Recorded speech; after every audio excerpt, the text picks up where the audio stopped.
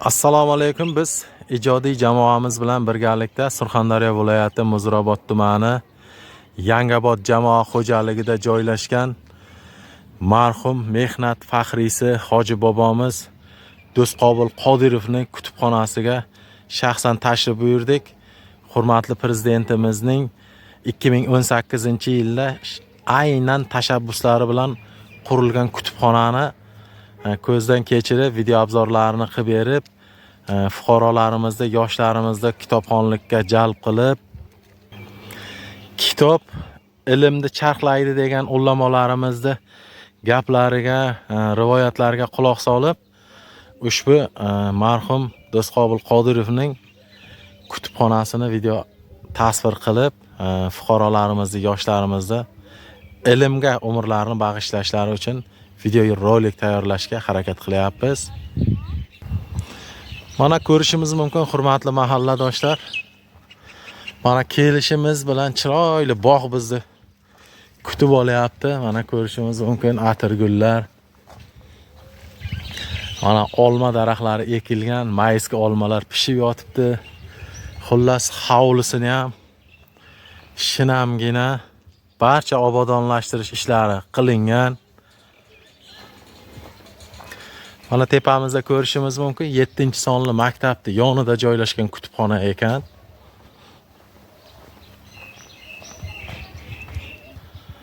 Mana to'xtalamiz. Xalq ta'lim faxriysi Qodirov Do'stqobil To'raboyevichning uy kutubxonasi ham o'zbek tilida, ham lotin tilida yozilgan ekan. Marhamat. Asta sekinlik bilan ichkari kiramiz.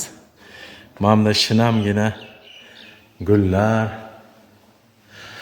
Hammasi ajoyib. Hurmatli prezidentimizni 2018-yilda aynan o'zi qurdirib bergan kutubxonalari ko'rishimiz mumkin. Bu yerda kitob o'qiydigan xonalari, bu tomonda ham mana ko'rishimiz mumkin.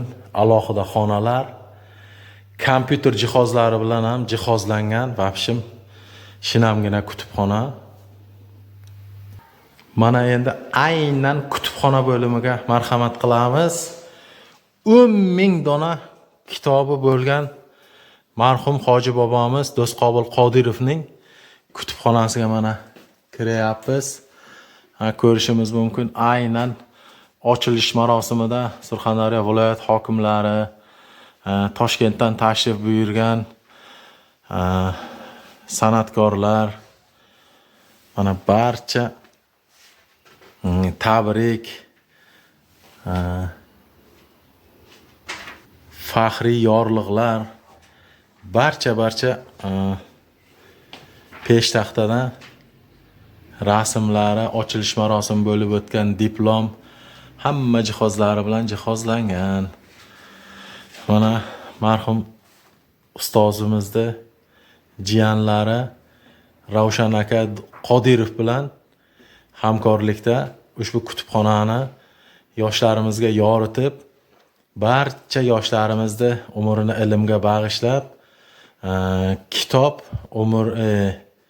miyaning charxidir deganlaridek qisqacha mana ko'rsatib o'tib, kutubxonani ba'zi bir she'rlariga, kitoblariga to'xtalib o'tamiz.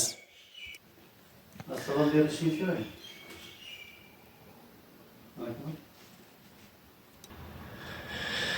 Mana ko'rishimiz mumkin.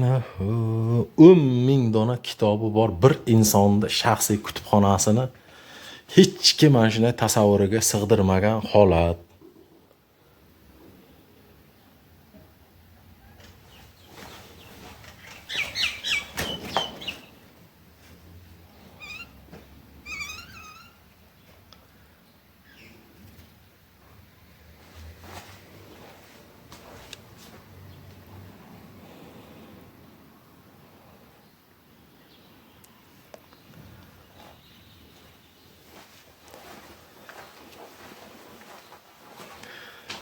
Assalomu alaykum, hurmatli Ravshan aka. Sizdan ham bir qisqacha she'r va rivoyatlar eshitish uchun so'z navbatini sizga beramiz.